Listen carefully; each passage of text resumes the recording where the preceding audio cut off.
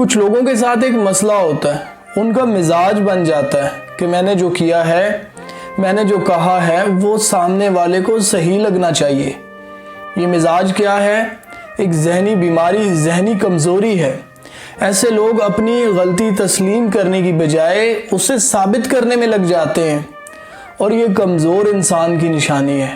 ہمیں اس بات کو سمجھنے کی ضرورت ہے کہ ہم انسان ہیں، ہم سے غلطی ہو سکتی ہے، ہم غلط ہو سکتے ہیں۔ آئینہ انسان کا اصل چہرہ نہیں دکھا پاتا، اور نہ ہی انسان کا حقیقی بدنما چہرہ اور اس کے داغ دھبے دکھا پاتا ہے۔ یاد رکھیے، خوبصورتی وہ نہیں ہوتی جو آئینے میں دکھائی دے، خوبصورتی وہ ہوتی ہے جو آئینے میں نظر نہ آئے۔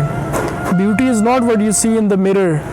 Beauty is what you cannot see in the mirror. اچھا، میں سمجھتا ہوں زندگی بڑی ہونی چاہیے، لمبی نہیں۔ 100 سال کی لمبی زندگی گزار جاؤ لیکن کسی کا دکھ نہ بانٹ سکو، کسی کا ہاتھ نہ تھام سکو، کسی کی مسکراہٹ نہ بن سکو، مانو تمہارے آنے اور جانے سے کسی پہ کوئی فرق نہیں پڑا، تو کیا فائدہ ایسی لمبی زندگی کا؟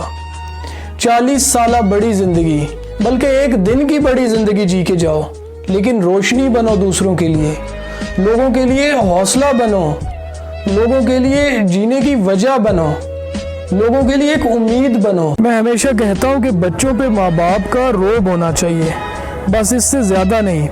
ہر وقت کی مار پیٹ بچوں کو بغاوت پہ اکساتی ہے، اور یاد رکھیے، اپنے بچوں کو اتنا مت ڈراؤ کہ ان کا ڈر ہی ختم ہو جائے اور وہ تمہارے سامنے سینہ تان کے کھڑے ہو جائیں۔ میں نے دیکھا ہے جب لوگوں کا آپ سے دل بھر جاتا ہے نا، اور وہ آپ کے ساتھ مزید نہیں چلنا چاہتے، تو پھر اکثر آپ سے روٹھ جاتے ہیں۔ اس لیے نہیں کہ آپ انہیں منا سکو، بلکہ اس لیے کہ انہیں آپ سے جان چھڑوانے کا بہانہ چاہیے۔ ان کے شکوے، ناراضگی، یہ سب ایک بہانہ ہے۔